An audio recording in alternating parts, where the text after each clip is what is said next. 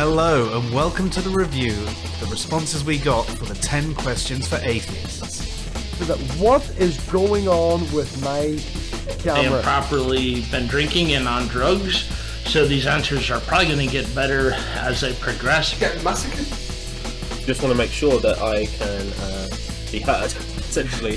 What are you guys talking about? Well, a lot of people are going to hate this, but typically I just use the term atheist. You know, I think there's only the natural world. Reality is exhausted by nature. That's the best place. That's the best place ever. I'm really happy with that. We're going to get like This is a philosophy channel now, and they're going to be reviewing this, so they will pick on you. These questions really sound like they're written by Atheists, right? Hello and welcome to the review of 10 questions for atheists. I'm Joe. And I'm Dave. And tonight we are going to be covering off question 4. So question 4 was, what arguments or other evidence do you find most convincing against the existence of gods or various religions? And now we expected and we got a number of different takes on this. And there were certain groupings going on. There were some common themes from particular people as well. But there are also some quite different views. And from the responses that we've got, we've actually included nearly everyone in this video, unless their answer was exactly the same as someone else's. Obviously, there are also all the answers we got in text, but this video is already going to be long enough, and I think we've got some great answers in here to cover off anyway. So without much further ado, the first person we are going to be covering off today is TMM. The apparent self-contradictory descriptions and definitions of God are what make belief in one most difficult for me. When it comes to specific theistic religions, often their central dogmas require belief that testimonies about the occurrence of miracles are more probably explained by the idea that those miracles actually occurred rather than illusion, delusion, lies, or some combination thereof. I don't see how this disparity in probabilities between human error on the high end and miracles on the low end can be overcome, even with Bayes' theorem. So that was TMM, and if you remember from the first episode, he was an atheist. So that, in general terms, is someone who finds the definition of God to be quite contradictory and meaningless. And his answer sort of reflects that, where he says, you know, there's contradictory definitions, and plus things like the disembodied mind and timeless and spacelessness and all of that all sounds like something that just doesn't make sense and therefore doesn't exist. So you can understand why he came to that conclusion. Oh, yeah. And we both have a similar kind of idea. It's just we don't meet some of the other properties for atheism. So no, it forms part of why we believe gods don't exist, rather than thinking the concept itself is completely meaningless to consider. Yeah. So next up tonight, we have Danish Debater. So this one is a bit more complicated. So it really depends. If we are talking about those people who have a religious view, where they have a literal interpretation of those texts from the religions, I basically find that most science contradicts so much of the stories if taken literally. But if we are talking more about those more nuanced people, like the scholars or priests or people who study those religions and have a more, should we say, complex view of it, I think it can be case by case for each of the different religions. But basically, I think Occam's razor is actually the best argument against it, because I find that you can't disprove or prove God to the 100%, but I find that every single thing that we want a God to solve is either already solved by science in some regards, or would require us to make up additional things to add it to a God. So I simply just don't find the God explanation necessary. And I do find it interesting, but I don't find it necessary. Okay, and that was Danish Debater, who we know quite well from Twitter and our chats, and he's just such a nice guy.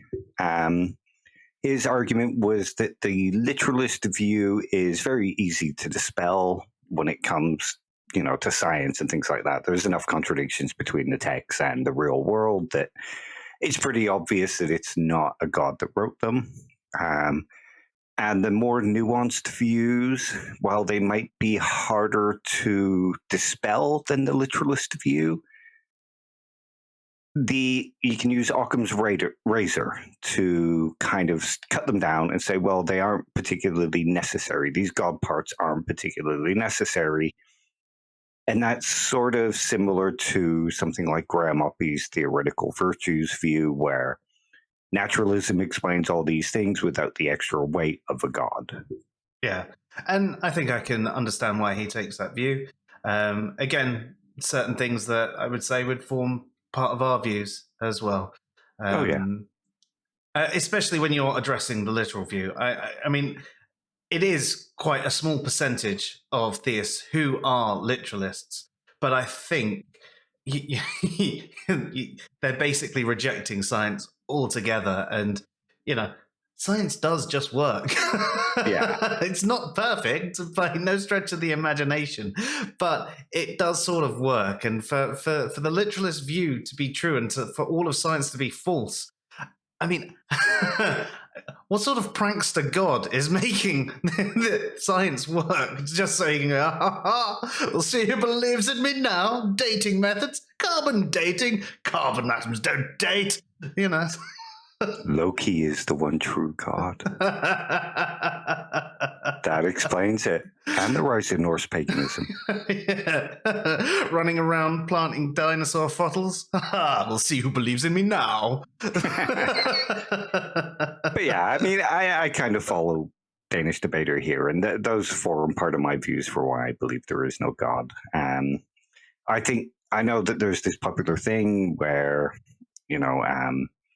atheists will say, well, it hasn't been explained by naturalism yet, but it will in the future. And the theist will respond, well, that's just naturalism of the gaps.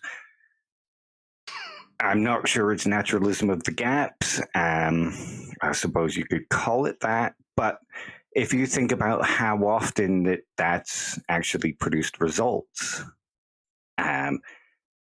gods have been explained away through naturalistic explanations, but rarely has it gone the other way around. Yeah, most definitely.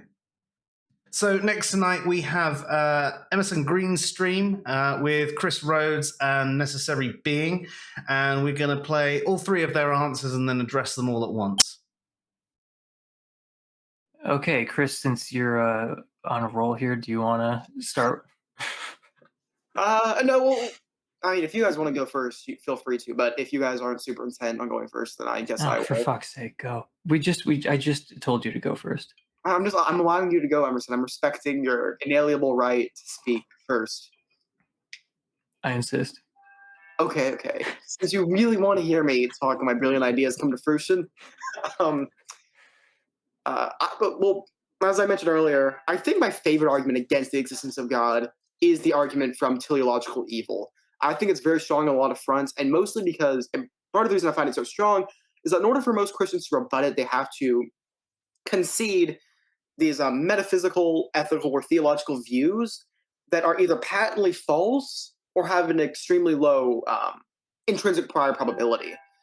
So, yeah, the argument for teleological evil is very strong. It comes directly at the throat of the notion that God is the creator and designer of the universe and of the natural world. So yeah, that argument's extremely powerful. I actually talked with Rasmussen a bit about this during Canadian's Catholic interview with him. So if you want to see more of my thoughts on that, you can watch that. I think it wasn't a very long conversation. It wasn't really a debate. It was more of just a more relaxed discussion on the topic.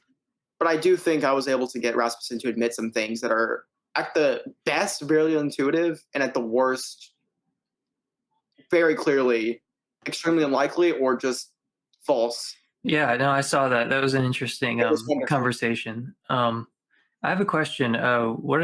Is someone like ringing church bells over and over again where you're at? It's a thing that happens whenever somebody opens a door into or out of my house. Oh, okay. It's like when they open the front door, it goes ding dong, front door 2. Okay. Yeah. Well, just make sure you mute your mic when you're not talking. So you don't hear the robot slave. Yes. While you're, yeah, I got you. And go ahead. Oh, we're gonna say something. I was just going to invite Darren to answer the question, but obviously you would like to just keep talking and never stop. Apparently. But yeah, I do think the teleological argument from evil is probably the strongest. I think also some considerations from the nature of human religiosity and cognitive science of religion. I think those arguments are powerful, and as well as some humane considerations towards the incompatibility of our idea of God, our understanding of God, with our background knowledge regarding how the world works, and how that really doesn't compare with the attributes of God that we are given under theism. So, yeah, that's my general take on this topic. But yeah, I'll let Darren go now, even though I have so many smart things to say. Yeah, so there's not any like particular like phrasings or expressions of the argument from evil, but that's definitely it. It's like the two main facts of evil are just like that. So like that specific horrors can happen to people that are just like and yeah, that like just that someone can like undergo like just unspeakable torture is something that really makes me question God's existence, and or is maybe even just convincing. And certain things like the fact that animals have to eat each other to survive, that's not very cool. And I guess like on a more like positive end, I do, like in terms of, say you think of God as a person, to me that seems like a sort of like limitation and mirroring of what our own facts are, and taking that to be a great making property. That is like something about that like makes me think that like God, like being a person it could be seen as a certain sort of limitation, since like the most divine thing would be like unlimited. Like that's one reason that I don't believe in God as traditionally defined. Yeah, no, I agree with all that. I mean the boring but correct answer with this is always a cumulative case. I think like for both theism and atheism, like a cumulative case for atheism is best. But if I had to appeal to individual lines of evidence to stand out, yeah, it would be like teleological evil, like both of you mentioned, or like evolutionary suffering, which is incomprehensible. Yeah, also soteriological discord, and the meager moral fruits of theism, divine hiddenness. But definitely, I mean, I say this all the time, but like atheists and theists can both explain all the data. But I think those lines of evidence are like to be expected in a world where God doesn't exist, and like very surprising if God does exist, which is why they require such elaborate and often credulity straining explanations. But yeah, those lines of evidence, particularly to do with animal suffering, weigh on me and prevent me ultimately from taking theism very seriously. Yeah, I think we're mostly in unity about this question. I think all of us would agree with what the other said. And I'm definitely with you on certain arguments like divine hiddenness, evolutionary suffering, obviously, are all some of the strongest arguments against God. Only one I'd push back on is the meager moral fruits argument, but that's for a whole plethora of different reasons. But overall, I definitely say that I'm in line with you guys on this question.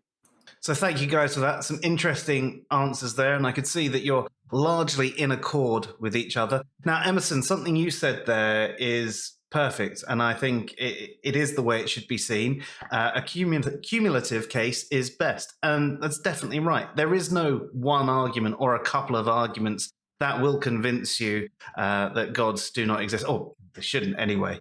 It should be a case of, well, actually, there's all of these things. There's all these defeaters for these arguments, and there's all these other things here that, you know, will say, oh, yeah, well, now I'm convinced that gods do not exist. But this was just finding, you know, the ones that you found most convincing. And yeah, the one that all three of you said was basically the argument from teleological evil. So, Dave, do you want to explain what that one is and how that differs slightly from the standard problem of evil? Okay. When we speak about things like teleology, what we're talking about is arguments from design. So teleology refers to design. And the argument from teleological evil is essentially that the universe has been created in such a way that evil has been designed into the universe. So if we think about how animals need to eat other animals and kill them and cause them to suffer in order to progress, or think of deadly viruses, for them, they're built into the design of the universe and they kill people in painful ways. Or what's the bug that lays the eggs inside of? Yeah, in the eye. Now, you can have a theist who would argue, well, God knows best. Maybe these are necessary, so they're not really evil. God needs them to be there to be part of the design. But, the sort of skeptical theism is approach. But it's a pretty powerful argument when you think about it, because why would that need to be the case? And why would a perfectly good God want to design a universe with this kind of suffering and evil inherent in the design? Yeah, I mean, I completely agree. I understand why theists in general do think that the argument from evil and all the different variations are bad arguments, because they do just tend to explain it away with, well, you don't have God's mind, you don't know God's mind, so it's not our fault that you don't accept God, or so on and so forth. I can understand that, but I still don't think that that's a pretty good explanation. I think that's a weak excuse, especially for a lot of things above, say, human evils, right? When you're talking about human evils, I mean, you can use that whole free will argument if you so wish, if you buy into libertarian free will, which I don't, but if you do, I can understand how you can explain away human evils. But when you get into these ones that are built into the design, that realistically, what is the necessary component of having the parasites and all things like that, cancer and yeah, and they even brought up evolutionary suffering as well as part of that, which I think ties into teleological evil. So I think that it's quite powerful, and as you say there, Dave, it's not just powerful from a logical point of view, but also an emotional one. And we are emotional beings at the end of the day. So again, why would God design us to respond to this argument in such an emotional way that it convinces us? I mean, even that could form part of this. So, yeah, from that, I think that it does have its place, and it is a powerful argument, especially this particular version of it. I can understand how a theist will wave their hand away at it as well, and maybe it's not necessarily one to present to a theist as a good argument. It can be used as a conversation and find out, where their head is actually at with this. It's like Chris said, they have to start conceding certain ethical views that are clearly false. And yeah, it's hard to actually have a good answer to this problem of evil without just doing the waving the hand in mysterious ways type response, which I'd say is a much weaker response than the argument itself. So, well, that's one of the reasons why I don't find those kind of responses compelling, because here is this thing that convinces me that, it's not a universe created by a perfectly good God.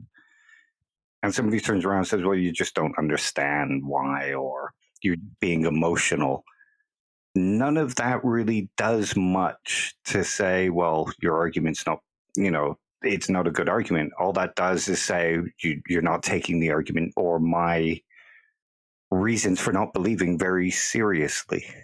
Yeah, no, completely with you there.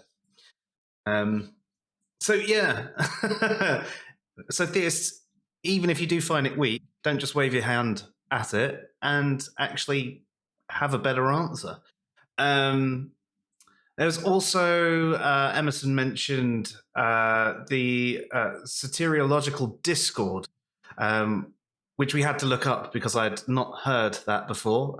So thank you. I learned something doing this one. And it's to do with the doctrine of salvation and how there is just this discord. So there's people disagreeing what actually gets you saved. So some people say, well, it's just belief in Jesus. Some people talk about it being your works and so on and so forth. So there's no clear way to be saved. And that's talking about one particular religion, obviously. And he also brings up divine hiddenness, which, I mean, we've done an entire stream on. So we obviously agree that there is something powerful about that argument as well. Dave, did you just want to do a quick rundown of the divine hiddenness argument? Yeah, sure. It's the idea that there exists this God who is all loving and who wants a relationship with all of us, and he wants all of us to be saved. And if he wants all of us to be saved, and we're non-resistant non-believers, in other words, we're open to actually having a relationship with this God, then he should want to make communication. There still exists non-resistant non-believers, so obviously this God doesn't actually want a relationship with everybody, so therefore this God that's being defined can't exist. Yeah, and again, this one gets waved away by theists going, well, obviously you are resistant. Yeah. Which we can obviously only really speak for ourselves here. But I wouldn't say I was resistant. I possibly am more so than I used to be, but I went through a big time where I was looking for different religions. And, so I've spent time exploring a few different religions and trying to find something that convinced me. So I was definitely not resistant to being convinced. I spent a lot of time asking for signs and things like that. So I've only got something that I can guarantee is one non-resistant non-believer, and that's me. But the fact that there's me, and I've had other people who I trust tell me that they're non-resistant as well, I believe that they are also non-resistant. So again, don't wave your hand away at this argument. Well, clearly you are resistant. No, have a good answer for it. Well, here's another thing that can be thrown into this one, and this comes up in a response that somebody makes later on that we're going to review, in that God is all-knowing, and God knows what it would take to convince you. So he could convince any non-resistant non-believer, and he knows how to do it. So theoretically, he could probably also know how to convince a resistant non-believer. He would know how to overcome their resistance. Yet we don't see that happening. No, it doesn't even happen to the non-resistant ones. No. And if you think about the amount of people who you hear say that they lost their faith because they kept praying to God for a sign, they didn't want to lose their faith, but yet still did because God never gave them the sign. You could argue, well, maybe you just missed the sign, but then what you're saying, God is not a very effective communicator. Yeah. So, is he perfect then? Yeah. Doesn't know how to communicate to us? Really? Thought he knows everything. Yeah. So, a bunch of great arguments there. But I feel we should move on to the next video, which is from Godless Granny. What convinced me that my religion was faulty was reflecting on the conversion of the Apostle Paul. If there was a God that wants everyone to believe in him, and he can appear to Paul and call him to follow, and he is omniscient, knowing what each individual needs to know in order to believe, why does he not do that for everyone? If he doesn't because he can't, he isn't omnipotent.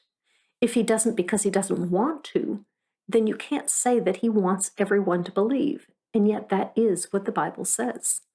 I was a Calvinist at the time, so free will wasn't an issue, as I didn't think God gave man free will to decide to follow.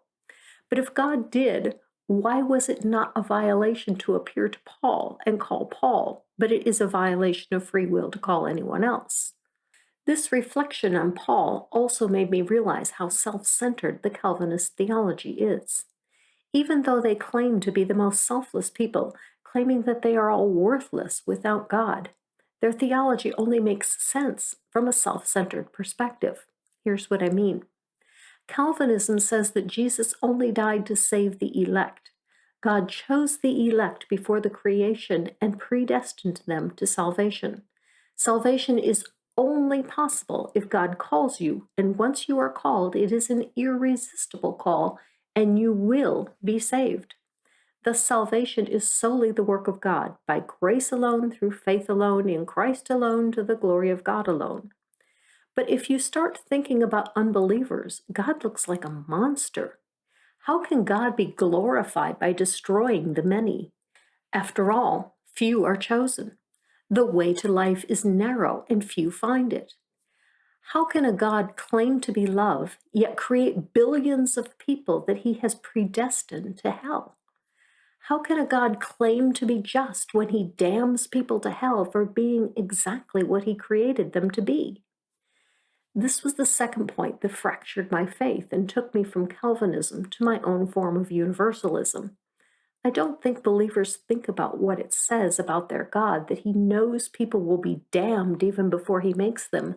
Then he makes them anyway in a state that will eventually lead to their demise at best, or eternal torture at worst, depending on your viewpoint of hell. The final straw that broke the camel's back for me was Noah's Ark. Everything I know about God, I know from the Bible. Even in my short stint as a universalist, I still held to the inerrancy of the Bible. I believed that there were some things that might not happen until the next life, but somehow everything in the Bible would be true. But then my son told me that Noah's Ark was impossible. He started with the methane gas produced by the animals would have suffocated them all. He was right. But the fact that made me realize he was right was hearing Aaron Ra in a video at the Ark protest, saying that history disproved the flood.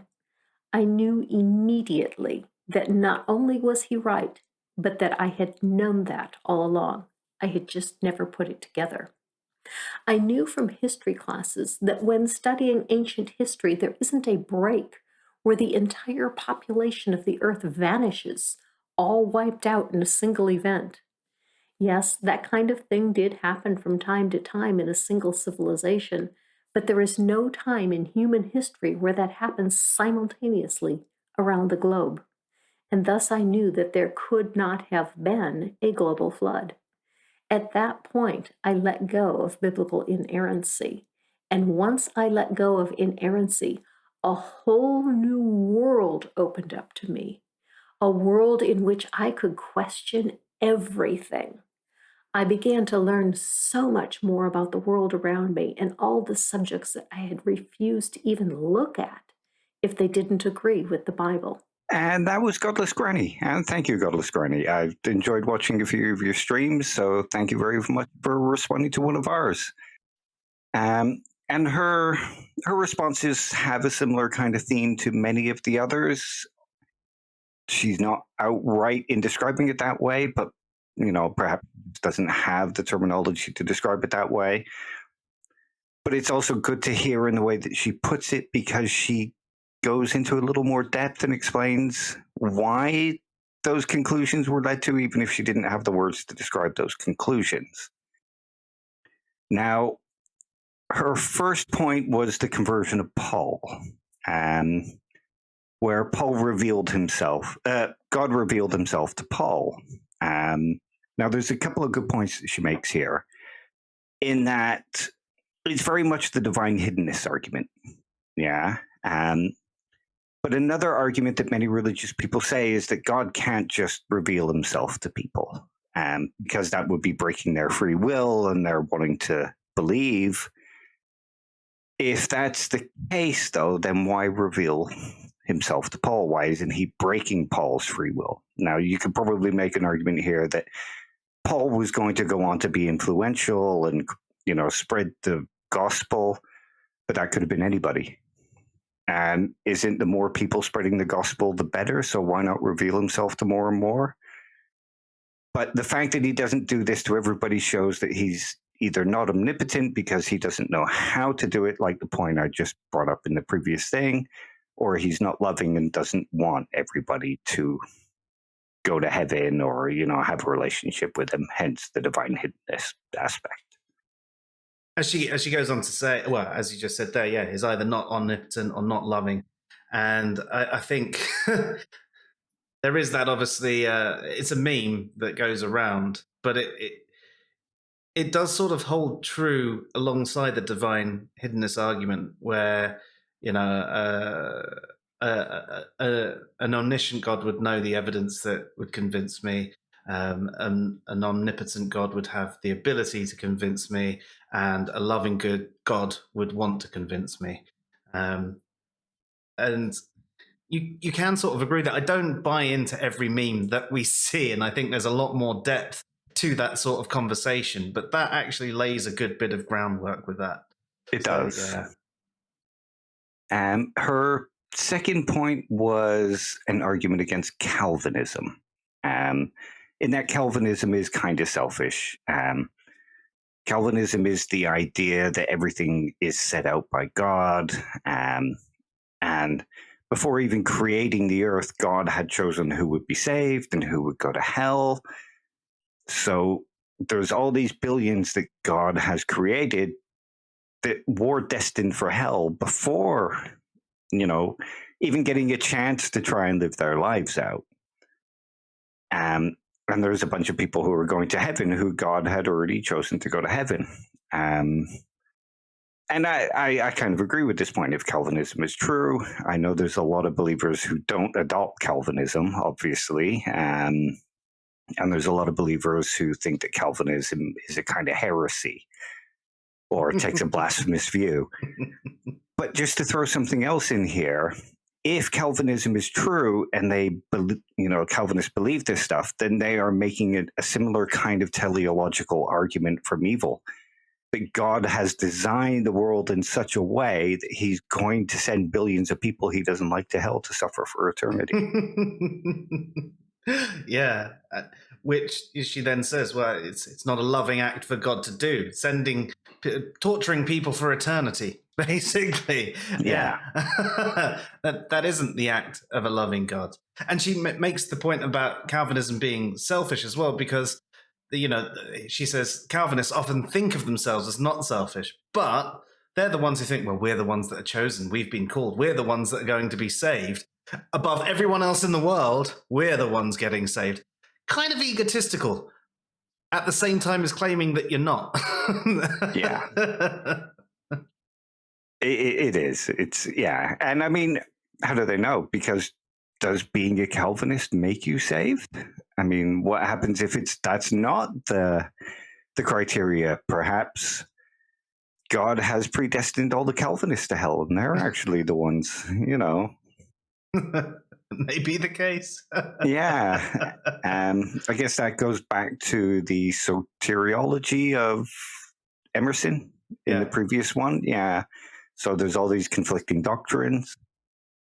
The next point she brings up is that she became a universalist. Mm-hmm.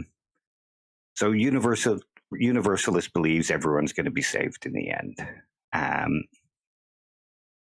which is a good view, in my opinion. And I can see why that sort of fits the idea of an all-loving God and an all-forgiving God. Yeah, they might suffer some justice on the way to heaven, but everybody gets there in the end. Yeah, which makes more sense to me. And, not being a religious person, but that one does make more sense to me in the way that God is often communicated to me. Mm-hmm. And next, she talked about the inerrancy of the Bible. She let go of that. And once she let go of the idea that the Bible is inerrant, she was able to examine all the claims and look at them against the real world and against science. And then Noah's Ark destroyed her faith eventually because history disproves the idea that there is this flood and everybody was wiped out and we restarted again. Yeah. Yeah, she said actually it was the Noah's Ark was what caused her to let go of the inerrancy, because that particular thing, destroyed it. Because as soon as she found one thing that could be an error in the Bible, at least in the way it was claimed to be within the Bible, suddenly it's at least not literal, and it's definitely not inerrant. And you're right. I mean, she essentially used history to prove a negative there, if you will. Yeah. And there are some examples of floods throughout history. 7,500 years ago, roughly, there was a massive Mediterranean flood, which is what some people think may have inspired the Epic of Gilgamesh, but that's unknown. All they can tell us there was a massive flood around that time. And actually, 20,000 years ago, the ice sheets started to recede, which caused the sea level to rise. So anyone along the coast would have suffered floods, because the sea level's risen. Everything's had to go back. So anyone along the coast will have experienced floods. So again, both of these situations, to people who don't know much about the world, may have felt like a worldwide flood was going on and could have inspired flood myths. And it makes sense because stories were passed down in this sort of way. You can understand where flood myths come from, but as she says, there's no evidence of it actually happening the way it was claimed in the Bible. And, her son even gave her some evidence that showed that everybody would have been killed due to the methane if that had happened. Yeah.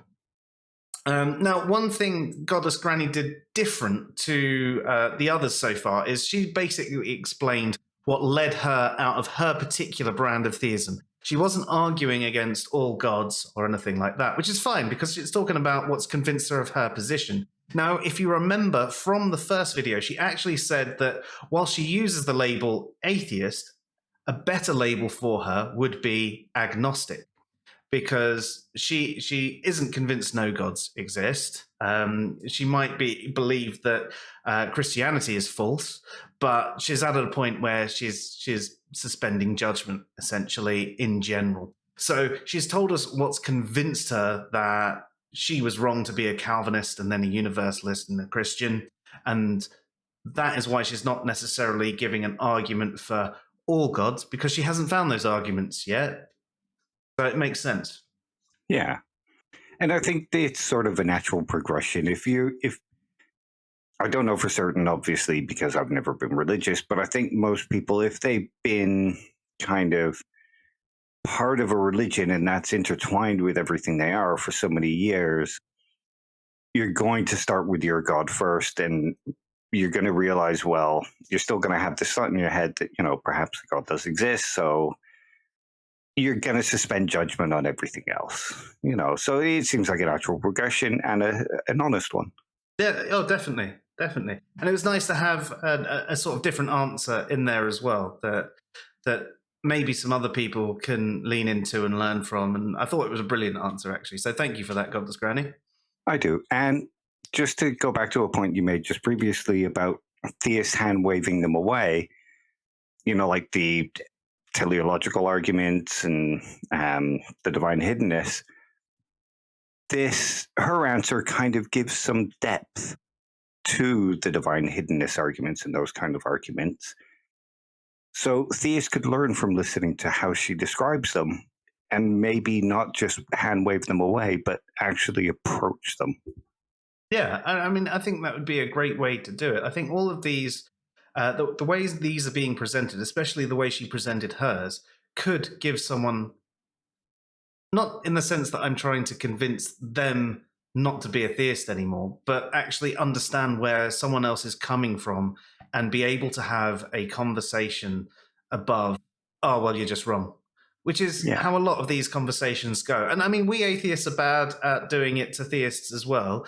It happens on both sides. So I'm not saying one side or another is terrible and just waves their hand away.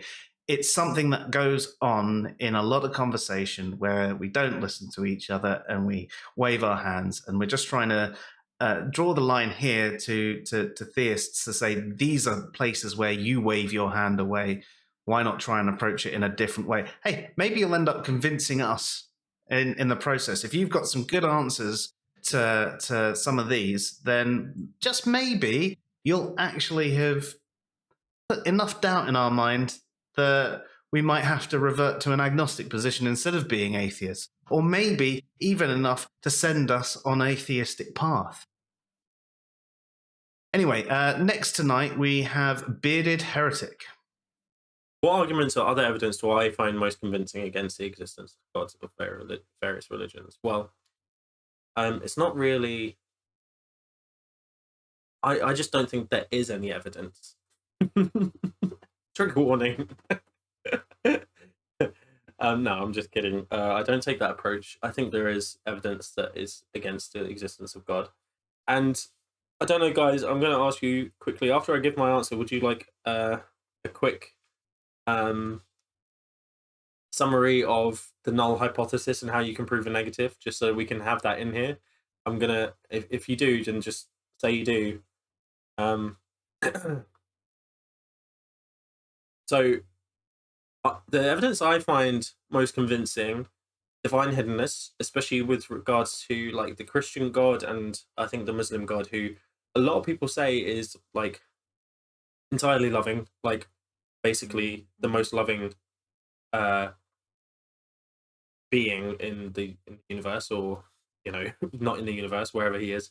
I think that the argument from hiddenness, where they talk about if God was truly loving, he would want to make contact with you, and if there's somebody who's non-resistant to that, then they ought to have been made contact with in a way that they understand, and that doesn't happen.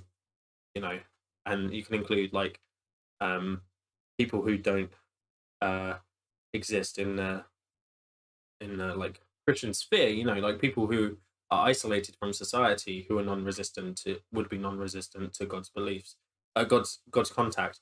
So I think for me, that's a really strong one. You guys, right? It doesn't matter. you are making me react by saying you're great. I really appreciate the dogpiling in the chat. Thank you. The positive dogpiling. We should promote positive dogpiling, guys. I think that's a new thing we should do. If somebody's getting dogpiled negatively by someone else, we should just come in and be like, I totally agree with you. I think that would be amazing. Let's start that now. Other arguments, I think, as much as I find Richard Dawkins annoying, no offense, Richard Dawkins, you're annoying though, and some of your social attitudes are bad takes. But your discussions around the blind watchmaker. So the watchmaker analogy is that when you find a watch in a beach or whatever, I don't know why it's a beach, but you can tell it's been handcrafted because it's so complex. I think that there's an issue with that Richard Dawkins brings up, which is like there's parts of anatomy in different animals, including humans, that doesn't make much sense in terms of if a designer was to design it, especially a perfect designer, why would they have designed it that way? Why are there multiple different designs for wings, for instance? Why are there multiple different designs for echolocation? Why is a major nerve in the giraffe, why does it go from their head down past under their heart back up into their head, when the shortest route would just be through their head? There's various different like anatomical things that kind of aren't right, or would show that it's not designed. So I think that's a really strong argument. I think the argument from evil as well. We go back to this all-loving God. And philosophical guys in chat, if you want to correct me on any of this stuff, please do. But why would a all-loving God allow evil atheists don't think it's evil per se, like in a mystical sense, but for a Christian, it would be considered evil. Acts of evil or like things that are evil in the world. Why would a god create that evil? Is the issue.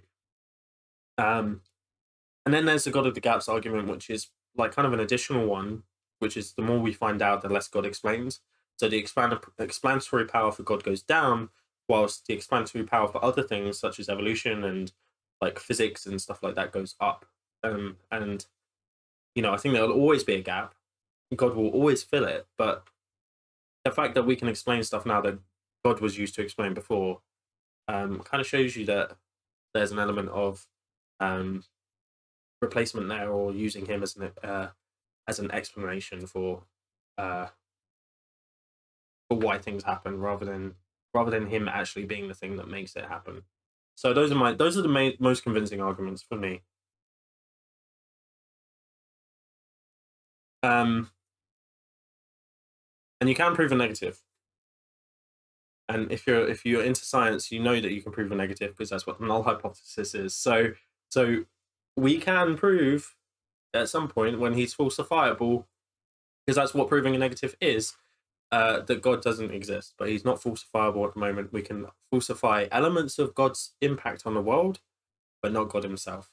Like we can falsify prayer, for instance, which we've done many times. So yeah, there you go. People that say you can't prove a negative, watch the stream, get learned.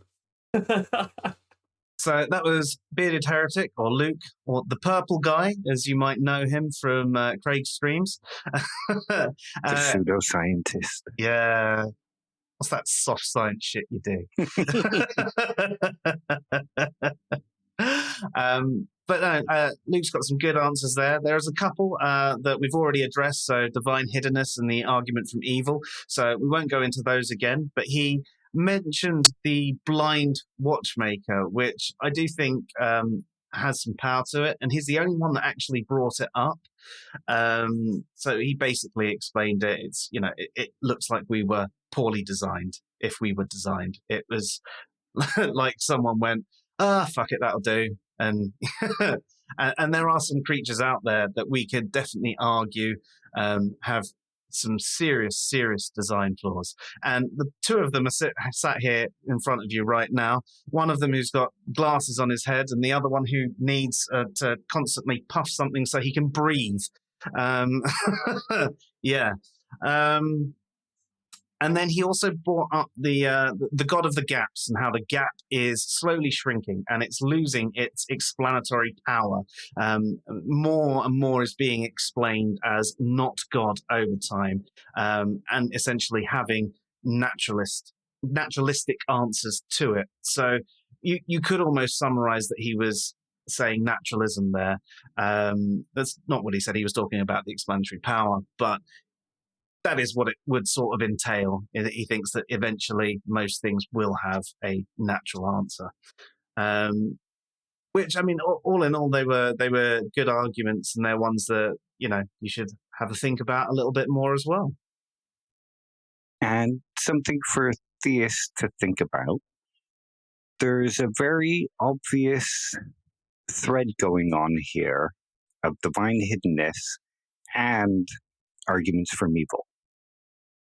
And as most people are picking, like, the argument from evil, I know a lot of theists say, well, this is just a terrible argument. It's a popular argument for why people adopt atheism.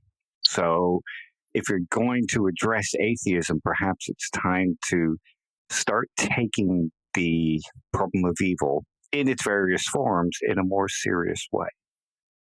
Yeah, and divine hiddenness as well. I mean, it may be a bad argument to you, right? It's not convincing to you. It's not compelling. Fine. I get that. There's plenty of theistic arguments I think the same about. There's some that do give me pause for thought. They haven't convinced me. I'm not compelled to believe in a God, but they do make me go, yeah, I need to think on this some more. But I would always come back. I might have to say to a theist, right, I need to think on this one some more, and I'll come back to you and actually have give you my thoughts on this, and But what gets done with both of those arguments is it's waved away, generally as mysterious ways or similar as we've addressed earlier. And as Dave said, maybe you need some theists to actually have good answers. And it's not good you think, yeah, well, we know God and blah, blah, blah. No. Think about something that would actually compel an atheist to go, okay, you've actually successfully debunked, if you want to use that word, the hiddenness argument or the argument from evil. Address them. Because, as Dave said, already it's a common theme. And, little hint, it comes up again later too. Yep.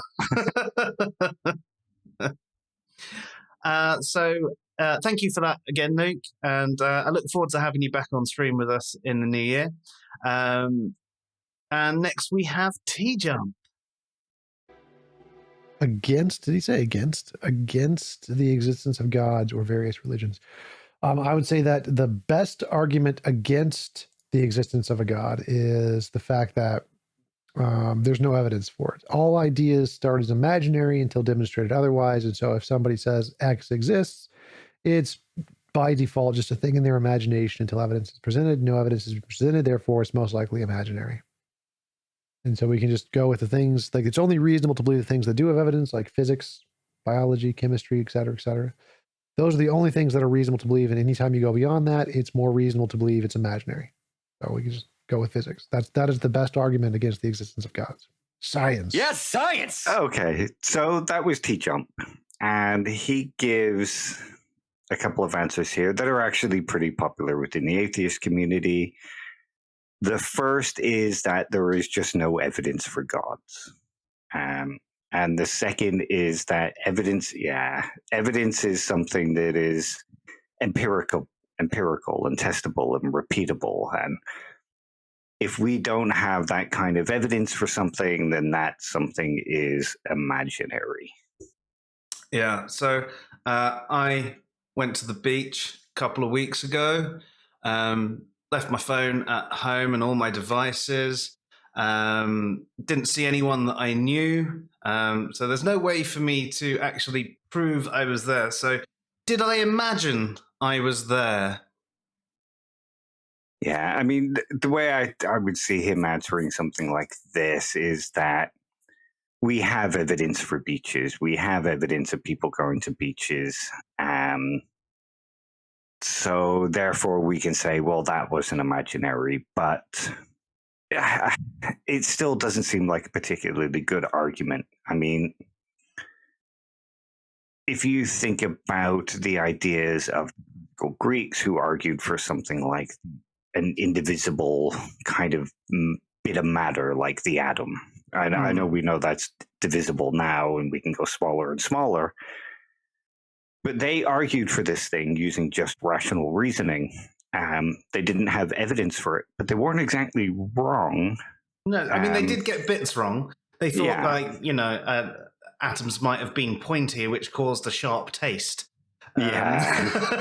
So they didn't get it exactly right, but yeah, they hypothesized things like atoms and even evolution as well back then, and they had no way, they had no evidence to support any of that, and it took thousands of years for this to actually be evidenced.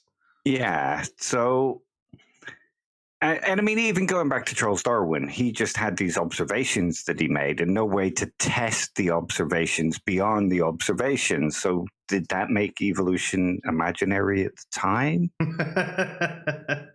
When we now have all this work done based off that groundwork. And, you know, if it was imaginary, then why would we bother going into all this groundwork? Shouldn't we say, well, you haven't presented me with any real evidence, so I just think it's kind of a lazy argument, and I don't think it's nuanced enough. Yes, there is stuff that people can imagine, and stuff that people come to believe in that is imaginary. Oh yeah. But, I don't think it's a nuanced enough. I think it's an answer that's designed to be popular amongst a certain skeptic community or a certain community of atheists. But it's not a convincing epistemology to me. And his claim that there's no evidence for God is based on this idea that evidence is only this one thing, and I don't think that's a nuanced enough answer for what evidence is. Again, it's an answer designed to be popular to certain communities or certain parts of a community. Yeah, I'd agree. And I mean, we've had this conversation before. I've done a short about evidence as well. But to just quickly explain what evidence is, it's anything that raises the probability of a conclusion being true or false. So it doesn't necessarily mean it's good evidence or it raises that probability by a large amount. What it does is just adds a little credence to a certain claim. And you could say, the Bible is therefore evidence for God, and it's convincing to some people, but we would argue that it's bad evidence. And actually, because there are things like contradictions in there, and the way God is claimed within there seems to be of a contrary nature, we'd actually say there's evidence that God doesn't actually exist. So, the same thing can be used as evidence either way. And I think you need to look at it and go, right, this is evidence. What does this evidence tell us? Rather than just going, no evidence. Yeah. Like you said, the Bible could be handed out as evidence that God exists and God gives us these prophecies, but also the failed prophecies can be counter evidence to the claim.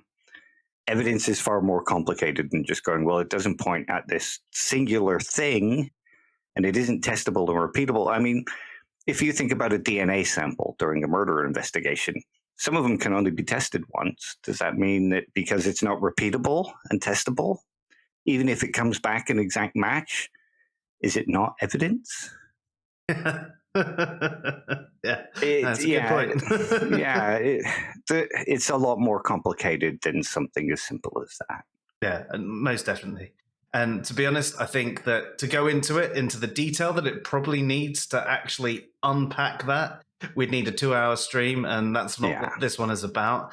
But we just wanted to highlight this one because it is quite a popular take with the online atheist community that doesn't exist. I see it come up a lot. Yeah. So we just thought maybe it's one worth addressing and explaining why we felt that it's not a good take. So next up, we have Rev N Fidel with... Yeah, I love this one. Number 4, what arguments or other evidence do you find the most convincing against the existence of gods? The big one for me is why in the hell do dogs only live 13 years at best and those big fucking turtles live to be like 150? Now, I don't have anything against those big fucking turtles, but who needs a big fucking turtle for 150 years? I mean, they don't do a whole lot. I don't think they really matter too much. And again, they have every right to exist, but 150 years, that makes no damn sense. And that shouldn't make any sense to anybody, because the most time I think you could get out of one of those turtles is probably, I don't know, maybe 5 years tops. But your dog, you're not ready for that dog to go at 13 years. I think if there was a system, that would have been the one thing they would have gotten right. So that was short and sweet from Rev, and also absolutely hilarious. He makes a point that is actually quite accurate. He's basically talking, about evidential evil or evolutionary suffering. The fact that, you could get attached to your dog and it dies after 13 years, whereas you're less likely to get attached to a turtle and have it live 150 odd years. And the fact that, the different creatures are evolving at different rates, and I think that he makes a really good point without it seeming like he's making a point at all. And I think it's brilliantly done. And I tell you what, he doesn't do many videos. But he's only got a couple of subscribers. So get onto him, subscribe to his channel, and hopefully he'll start doing more videos because I love his sense of humor. You should definitely follow him on Twitter as well. I love the interactions. He definitely can break up some of the poo flinging with humorous quips and just make the conversations that you're in far more funny and a delight to have. So yeah, he's one of my favorite people. Oh, most definitely. So yeah, check him out. Definitely on Twitter, but hopefully, Rev, do more videos. Yes. So next, we have the MathPig stream. So the reason I say the MathPig stream is because he had a lot of different people on to discuss things, and we've gone through, and we have cut a few people out because of some of the types of answers they had on there. There were a few people that were basically focused on not really giving an answer, basically worries about people not finding their answers good enough and things like that. I mean, you can watch it and play it back and see if you agree with us on that. But we are going to address a couple of the points on there. And there were some that I thought were actually good. And there was a couple in there that made us actually have to look something up as well. So, yeah, there's a few good answers in there as well. So the first one we are going to address is Phoebe. And there's a couple of things to unpack from that one, especially from something that happened towards the end. So, yeah, first be Phoebe, and then here we go. So, well, here's the thing.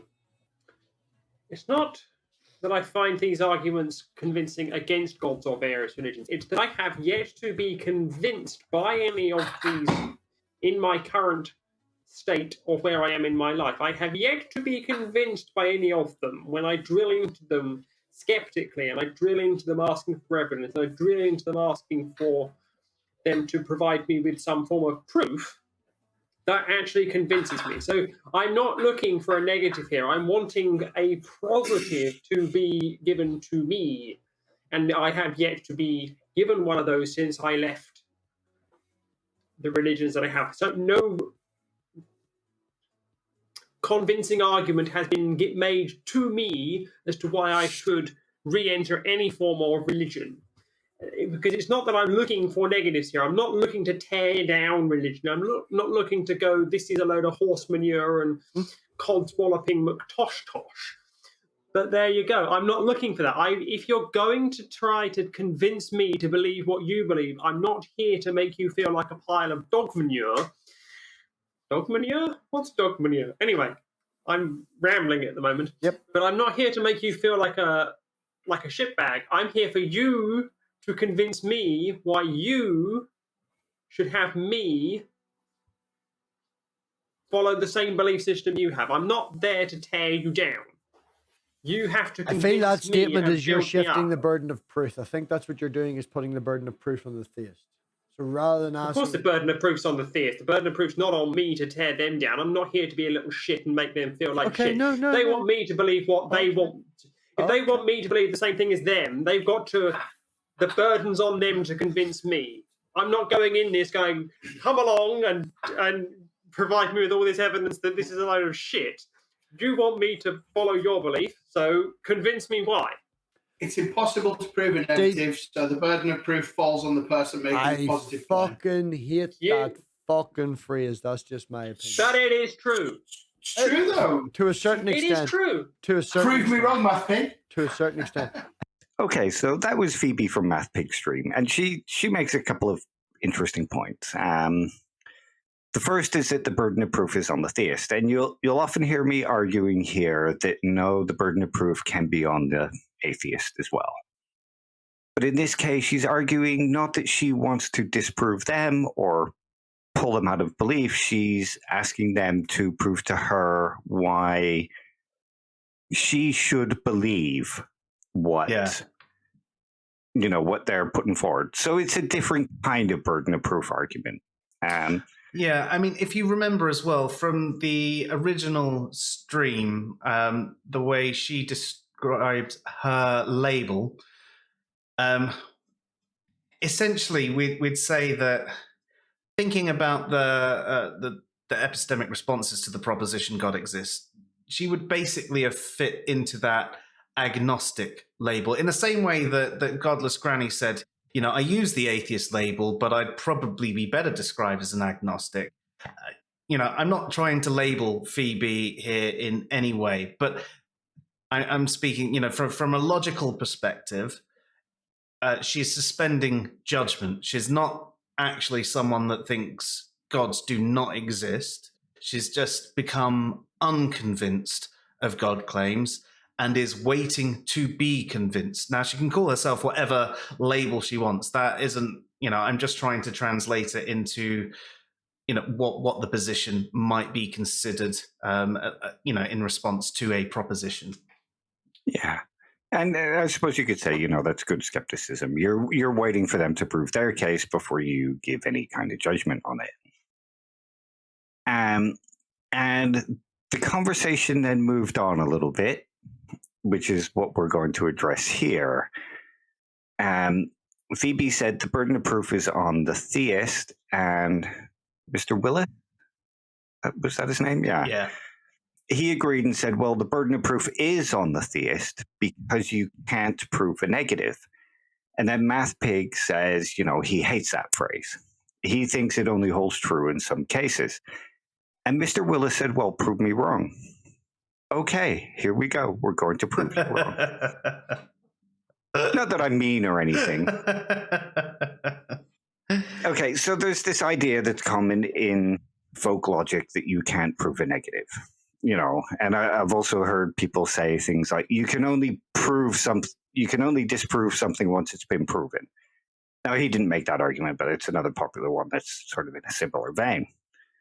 Now, it's pretty easy to prove a negative. Okay. So I could now say to you, there's no black hole in the atmosphere of the Earth. That's a pretty easy claim to prove, because if there was a black hole in the atmosphere of the Earth, there would be no Earth. Yep. Yeah, definitely. Yeah, or there's no 300 billion mile wide sun in between the moon and the Earth. Yeah. So even simpler, right? There is no dragon logo, right? Yep. And I'm talking about a visible dragon logo before you try and go ridiculous with the, incorporeal, invisible logo. It's there. Some people do like to try and. Well, that's what I was going to bring up next. Once you start presenting these kind of local claims, and they say, well, yeah, okay, fair enough. You can prove those kind of local negatives, but you can't prove a universal negative. Okay. There is no such thing as a square circle, and there is no such thing as a triangle with 8 sides. That holds universally. That holds in every single possible world. Yeah. So you can't even imagine a world where there's a triangle with 8 sides. So there are also universal kind of negatives that you can prove. Yeah. Although people then do get ridiculous with those ones as well, don't they? Where they go, yeah, you can. It's just that I use the 8 to mean 3, or I define a triangle as something with 8 sides. And it gets ridiculous at that point. Yeah. Okay, so let's address that one before anyone brings it up. If you say I define a triangle as a shape with 3 sides or 8 sides, so therefore I can have an 8-sided triangle, well, no, you can't, because the referent in your statement is not referring to the same concept. So you haven't proven anything. You've just made a semantic argument, not an ontological argument. There you go. So you can prove a negative.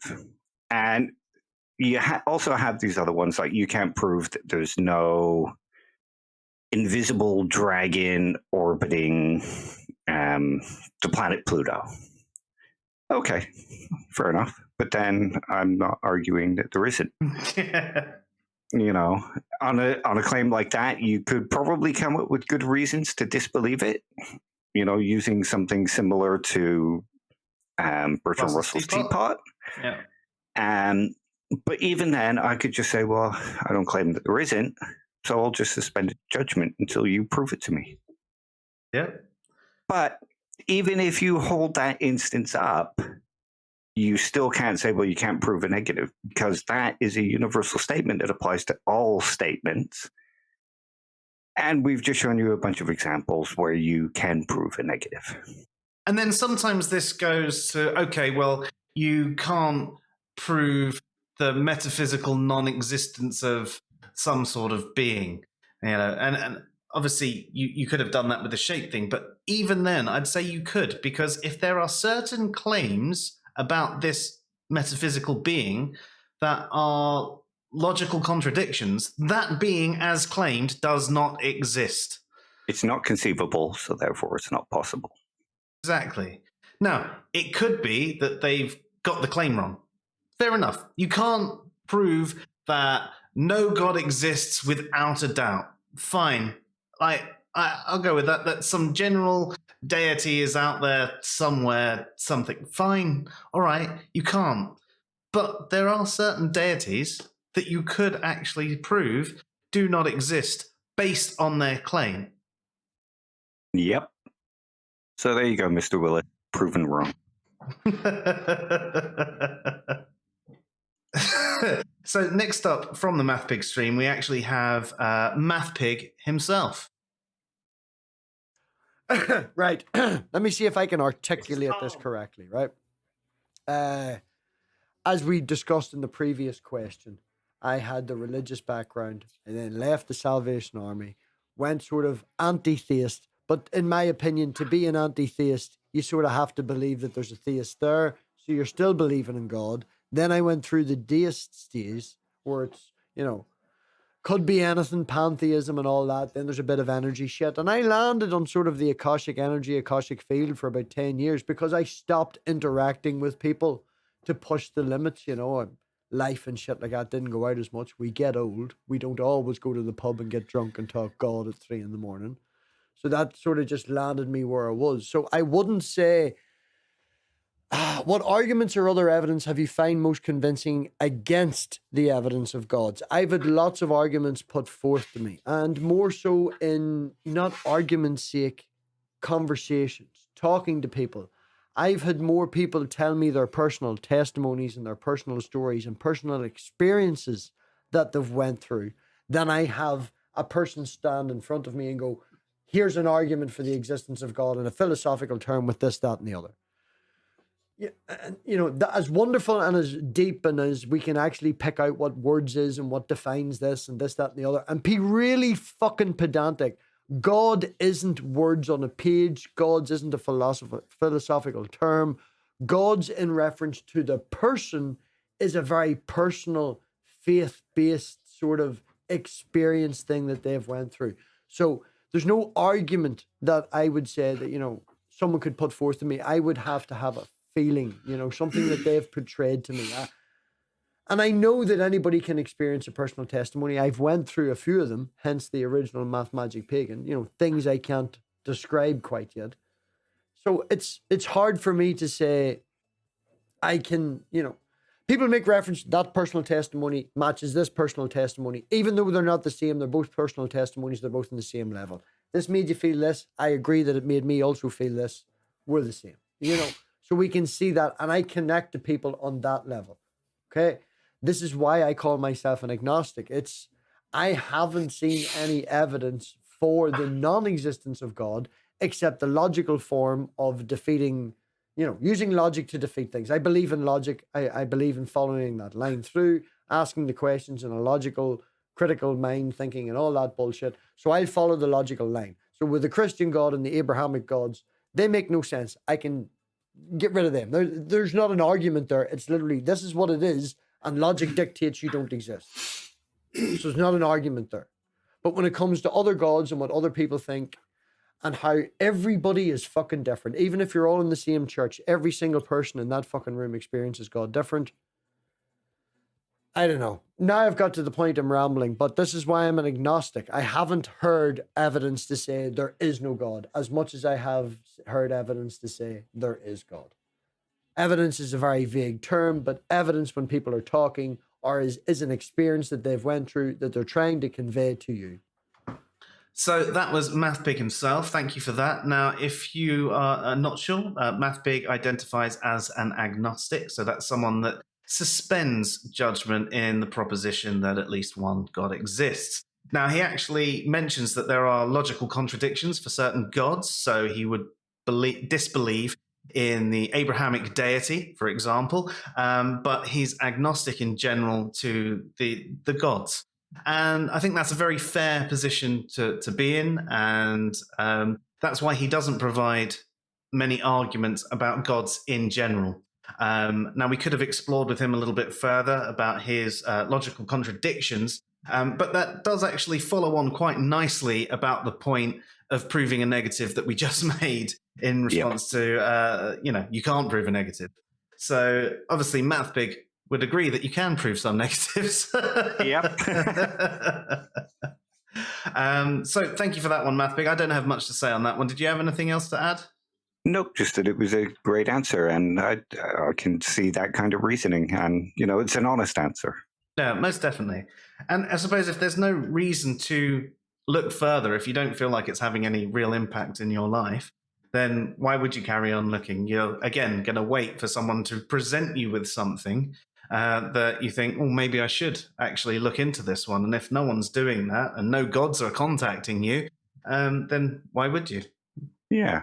And I mean, I suppose maybe add one more point here in that perhaps we should be focusing more on the bad behavior of certain believers. And maybe that's kind of, this kind of thing is, well, if not believing in God or believing God doesn't exist doesn't really make any difference to you, all that really matters is the way you're being treated by believers. And if believers aren't treating you bad, then who cares? Yeah. And if believers are treating you bad, then that's what makes you care. Yeah. Yeah, that's very true. So next from the MathPig stream, we also have Simos. So the argument which I worked out when I was 7 on the way back from school was lack of necessity. Necessity is a property which all gods must have, and it's an incoherent property when it comes to having a rational belief in something. It's incoherent to say that something that you have no evidence for is necessary. So there's no argument that could be made for that kind of god. And all other gods that don't have that property are just not worth calling gods. So therefore, no gods exist. And the other side of it, of course, one of the arguments which I find particularly interesting is, well, there's two arguments actually, which is the divine hiddenness argument, which I think is very good against most theistic versions of God, and also Tang, which is the transcendental argument against God, is just something that I use to fuck up theists when I'm in the mood to troll. Thank you. Okay, and that was Simos from the MathPig stream, obviously, and he gave some pretty interesting answers. His first was that there's a lack of necessity when it comes to God, and the divine hiddenness argument is one he said he likes. And he also mentioned the transcendental argument against God, which is one that I wasn't familiar with and have to admit that I had to go and look up. And it's basically the opposite argument to Tag, where, and it also sort of follows on from his lack of necessity point at the beginning, in that God doesn't seem to be necessary for the things that a lot of theists claim he is necessary for, like logic or morality. And therefore, if God isn't necessary and he's defined as a necessary being for these things, then there seems to be some kind of logical incoherence there, showing that this kind of revision of God can't be real. Yeah, I must admit, it was interesting looking that one up because I hadn't heard it before either. And I completely understand that. I mean, we'd had a conversation before, hadn't we, Dave, about how God and morality, and the question is it good because God does it, or does God do it because it's good? And is it because God is just knowledgeable of all things, so he therefore knows what is good and bad? Or does he invent what is good and bad? And there is that sort of question there. And it does seem to be that morality itself is a different concept. You know, it's something of itself. And yeah, when we looked into the transcendental argument against God, it seemed to basically be the conversation that we'd previously had, except use logic instead. And I mean, if you think about it, you can sort of imagine a universe where no God exists, where one comes about naturally and, you know, all these things form. But imagine trying to think of a world where logic doesn't exist. It seems to be one of those things where you just can't imagine a world where logic doesn't hold true, no matter what. Or at least I can't anyway. No, I'd agree with you there. Another one that actually you made ages ago, this was a debate group on Facebook. You spoke about the laws of cause and effect. They had to exist before God so that God could cause something, because if God couldn't, if they didn't exist, then how could God cause anything? Yeah, somebody claimed that God created cause and effect, but if cause and effect didn't exist, then God couldn't have caused cause and effect, because the cause and effect is the effect of the cause. Yeah. So, yeah. Yeah, I mean, thank you for that one, Simos. That was interesting. As I said, it made us look into something. I didn't know there was this argument in existence, so always good to learn something. So cheers, dude. Yeah, nice one. And next we have Mr. Wylis. So I'd love to ramble on this one, but I'm not going to. I think there's lots of evidence for the fact that humanity tends to make up gods. I think that people believing in other gods than other people believe in discorroborates the fact that there are gods. So when we go back to Semitic people, you know, moving from paganism to monotheism, I think sort of from that moment onwards, all extant religions from there are based on astrotheology and syncretism. So a little bit from the existing religion and a little bit of what's going on in the sky, and how do we tell these stories of the grandeur and of how long the moon cycle takes and so on and so forth. And it all just gets personified or deified from there. So I think that humanity has a dislike of the fact that when we die, we turn to worm food, and you can tell that even just by talking to children. So I've seen no evidence for gods and lots of evidence against it. You know, if we're talking Abrahamic faiths or YECs, there's so much evidence against design. You know, we're really badly made. My eyes are absolutely crap. I can barely see you guys 5 inches in front of me on the screen without my glasses on. Talk about my bad back. No, you know, and so on and so on and so on. So for me, there's a lot of evidence against a god, very little evidence for a god. And I would love to talk for 2 hours, but I'm not going to, so I'll leave that. Also not allowed. So that was Mr. Wylis, and he mentioned that he felt that there was evidence that gods were made up. So he first said there's like a bunch of different god claims. Now, whilst I'll say that doesn't necessarily mean that there's no gods, or that one of those claims isn't true, I would agree that it could raise a certain amount of credence to the fact that gods are just these made up things, made up by humans. He also mentioned sort of like a general ignorance causing anthropomorphization of things, which is essentially addressing the God of the Gaps argument, I guess. His acknowledging that God was used to explain things that we didn't really understand, so it was given agency, and that agency happened to be God. And he also mentioned arguments against design, which we've addressed a few of tonight as well. Yeah, it was an interesting answer. And again, I kind of agree with the psychology one. Like you said, it's not rock solid evidence that gods don't exist or anything, but it does add to the idea that theism is more likely made up by humans trying to understand the universe than it is based on anything we've discovered about the universe. Yeah, most definitely. So, yeah, no, thank you very much for that answer. It was definitely an interesting one. And next we have Dujaun.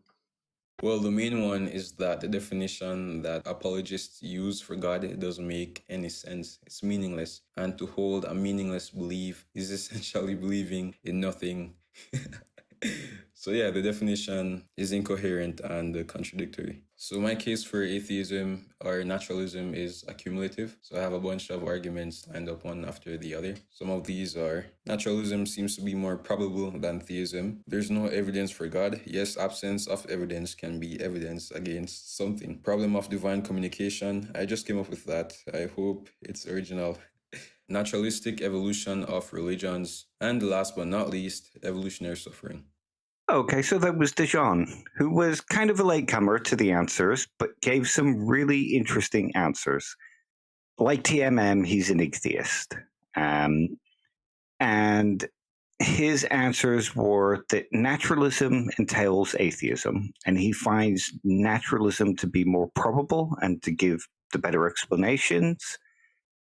And he also mentions divine communication, which I'm taking to mean that there's a problem in the fact that there's all these mixed messages coming from various different religions, and even within religion. I mean, I might be misunderstanding what he's meaning by divine communication, but we do see a lot of discord between both internally in religions and among religions.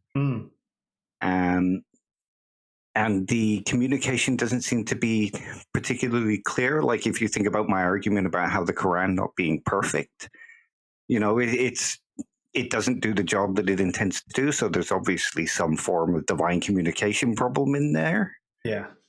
And he also speaks about the naturalist evolution of religions and evolutionary suffering. And the naturalist evolution of religion sort of relates to Mr. Wylis's, I guess. Yeah, I think so. I mean, he didn't expand on much of what he said within each of his answers there. So, I think you did. I think you got a right reading, especially like that divine communication. I can't imagine what else it would be unless it was talking about prayers not being answered. But I think your reading was much better of it than that. I'm just trying to pull out some other things that maybe it could mean. And yeah, he did bring up the evolutionary suffering, which we've addressed already. And yeah, the evolution of religions throughout the world, it does sort of make sense. So yeah, I mean, he's got a number of reasons there. So on top of being an atheist, he actually finds these arguments actually quite convincing as well. So I quite like the fact that he hasn't just simply gone, well, I find the concept meaningless. He's had a think about it on top of that. Even though he finds the concept meaningless, he's gone, but here's some other arguments that would actually work as well. Oh, yeah. I love this answer, to be honest. Yeah, really good. So thank you for that one. And last but not least tonight, we have Brina. So I was actually on, I was briefly on MathPig's not podcast, live stream a few weeks ago, and I actually answered this question. I'm probably going to leave it as the same. Other people have probably gave way more intricate answers that are probably better than mine. But for me, and I think the reason I stick by this answer is because it is what completely like deconstructed any theistic religion for me when I was sort of trying to find out what I believed and still considered myself so spiritual. And I mean, I was very, very spiritual. Like I bought into afterlife and spirits and ghosts and like the idea of some meaning out there. And like to me at that point, I think God was like the universe is like kind of how I saw it. But the universe as I saw it had like a mind and a purpose and an intent. So for me, it was when I started questioning the existence of souls. And because I think the idea of us having a part of ourselves existing outside of our bodies is tied to like, I mean, correct me if I'm wrong, but I feel like that concept is tied to every single religion aspect out there and nearly every theistic religion. You know, some people might vary in their personal beliefs, but when it comes to the core of the scripture, I think that is such like a huge concept with everything. So when I started deconstructing, I guess, the idea of that and realizing that maybe what I think of as a soul and as my being is not detachable from my brain, from this body. That kind of is when when I really started considering that's when everything else fell apart for me. So I think that's why because the question is, what do you find most convincing? And in my experience, as when I was, you know, a believer, that's what I found most convincing, because that's what took everything else out of it for me. So that would be my answer there.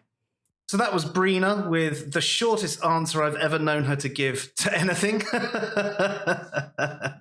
And she kept it nice and short and sweet. And she said, the existence of the soul is the first thing that she started to question.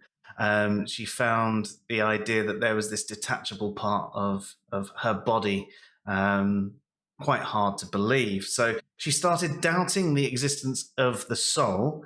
And then she basically said, because the soul is a big part, or the spirit or anything like that, within all forms of theism, she felt that, well, you know, they can't be true. Now, there are some forms of theism that don't have this soul or spirit or anything like that. But, you know, I do get what she's saying there, because this one thing that she just believed didn't exist was tied into so many different forms of theism. It was just like, well, yeah, so I've dealt with 90% of the world's religions. Forget about the rest. Yeah. And it's a good way to go about it, because, you know, if all these religions rely on this concept, and this concept can't be true, then neither can any of those religions. Yeah, definitely. And I suppose in some respects that also tied into the answer that TMM gave, you know, the spaceless, timeless type sort of thing. And the soul would have to be this, you know, spaceless, timeless thing as well. So yeah, I mean, it does make sense that you would go down this path. I wonder how anyone could actually explain the soul in a way that could make someone like Brina go, oh, okay, I see what you mean. Maybe there could be. So if someone wants to give it a go, all we have to do is leave a comment or go over to her page and let her know. Yeah, I mean, to be honest, this is one thing that's I've always pondered about. They make this claim of the soul, and this soul is immaterial, but it has causal powers to us. But there's no way to explain the causal power or how it affects the physical or anything like that. It just does. Yeah. I mean, at least Descartes tried to give an explanation with his pineal gland explanation, but we now know the pineal gland, you know, it's got nothing to do with that. But yeah, so the soul thing is something that doesn't convince me either. Yeah. No, I'd agree with you there. I like the idea of it, though. I like it in a metaphorical sense. Yeah, well, no, I would still use it in a metaphorical sense, but I actually do like the idea of the soul and having this part of you that can live on and go and explore the universe, you know. But just because I like the sound of something doesn't mean I believe it. Yeah. It's sort of a wishful thinking type thing. So, yeah. So that is all the answers. This has probably been a longer one than we've done for the other questions, but there are a lot of great answers there. Some of them quite different and some common themes as well. So some of the most common themes that we saw there were teleological evil or the problem of evil, and divine hiddenness. I think those were the two that popped up the most. And then the explanatory power, the necessity of God sort of came up in a couple of places. A couple of nods to sort of the way religion evolves naturally. Evolutionary suffering as well, that came up a bit as well. I think those were probably the most common themes from tonight's stream. But there are a number of other good arguments in there as well. And I definitely say that to any atheist that thinks they don't need arguments against gods, okay, need in the sense of, will it change your life? Well, probably not. But if you're going to be engaging in a conversation with theists, and they give you a number of reasons to believe something, and your only response is, don't believe you, or that's not evidence, not really a good conversation. It's not really, doing your part of the social contract that you've engaged by trying to have a conversation with this person. And you can see here that there are a number of people that have thought about their position and maybe lean on some of their arguments. If there's anything that you found tonight that's interesting and you want more detail on, you can ask us in the comments or you can look them up yourself. There's a wealth of information. I'd go to the Stanford Encyclopedia of Philosophy or the Internet Encyclopedia of Philosophy, or there's even Philosophy Basics, which helps me sometimes understand things because I am a layperson, and sometimes, Sep can be a little bit too technical for me, and Dave isn't always on call. So I read a more simplistic version of it, and then I go, oh, okay. And then I transfer that knowledge to the slightly more complicated version that goes into more detail. And they're not the only resources to go to as well. There's so many out there, but they are amazing starting points. Oh, yeah, definitely. I'd also say we hear a lot from other atheists who say, what do you mean arguments for atheism? There is no arguments for atheism. Well, here we go. We've just done a stream full of people making arguments for atheism. And some of them are even the lack of belief type of atheist. And here they are presenting arguments for atheism. So we could all do a little bit better, maybe. And that goes for me and Joe. I'm not just saying only the people that hold this position should do better. But if you make the claim that there are no arguments for atheism, that's a pretty bad. It's like saying you can't prove a negative. And just going back to your thing about, resources being out there. There are answers to many of these things that were brought up today from the theist side. I don't find them particularly convincing, but they are out there if you want to go out and explore the counters too. I would. Yeah, I would. But to add on to the resources to go to, Real Atheology do a lot of good stuff on these kind of topics. Oh, yeah. Walden Pod, he's another one who does a lot of good stuff. Emerson Green, who we saw. Counter Apologist, he's another good one. And podcasts, Nigel Warburton's Philosophy Bites is an excellent one for getting digestible, quick, short descriptions of a lot of these kind of ideas. Yeah, awesome. Great resources. And I will try and remember to put links to all of them in the comments, but we know how that usually goes. So anyway, you've been watching the review of question 4 from the 10 questions for atheists. This is Answers in Reason, and I'm Joe. And I'm Dave. Have yourselves a good night. Good night, all. Thanks for watching.